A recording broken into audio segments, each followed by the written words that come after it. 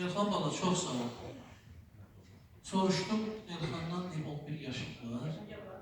Valla 11 yaşında uşaq 10 ayları çöldə getdi, oynayırlar, nə bilim futbol oynayırlar, top qovurlar, oysa muğam öyrənir. Elə ona görə onun işlərə layiqdir. Tarixnaməsi var. Zeyn Hacı bəyin adın olması 100 ilində həsr edilmiş Qalçağı Alətlər İfasının və Xanədələrin Respublika müsabiqəsi. Təbrik edirəm, maşallah. Bayaq o dediyim, o... Hə, gəl təqdim edin də bana.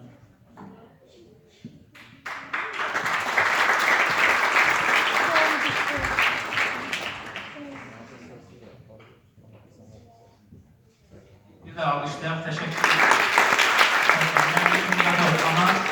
Və Ramazan Elxan bir də alqışlar.